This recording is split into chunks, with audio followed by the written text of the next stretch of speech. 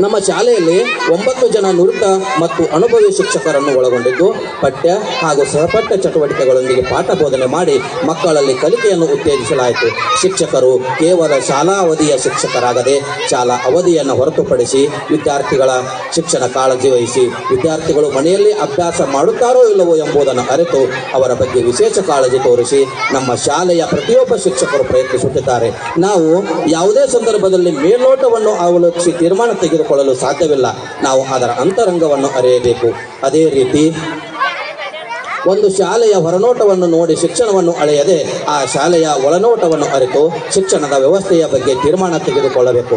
ಕೊನೆಯದಾಗಿ ನನ್ನ ವರದಿ ವಾಚನ ಮುಗಿಸುವ ಪೂರ್ವದಲ್ಲಿ ನಮ್ಮ ಈ ಎಲ್ಲ ವಿದ್ಯಾರ್ಥಿ ತಂದೆ ತಾಯಂದಿರಲ್ಲಿ ವಿನಂತಿಸಿಕೊಳ್ಳುವುದರೆಂದರೆ, ನಮ್ಮ ಶಾಲೆಯು ಒಂದು ವಿಶೇಷ ರೀತಿಯ ಶಿಕ್ಷಣ ವ್ಯವಸ್ಥೆಯನ್ನು ಒಳಗೊಂಡಿದ್ದು ಬರುವ ಶೈಕ್ಷಣಿಕ ವ್ಯವಸ್ಥೆಯಲ್ಲಿ ನಮ್ಮ ಶಿಕ್ಷಕರ ತಂಡ ಮತ್ತು ಸಂಸ್ಥೆಯ ಪದಾಧಿಕಾರಿಗಳು ಒಟ್ಟಾಗಿ ಚರ್ಚಿಸಿ ನಿಮ್ಮ ಮಕ್ಕಳಿಗೆ ವಿಶೇಷ ರೀತಿಯ ಶಿಕ್ಷಣವನ್ನು ಒದಗಿಸಲು ಯೋಜನೆ ಹಾಕಿಕೊಂಡಿದ್ದೇವೆ.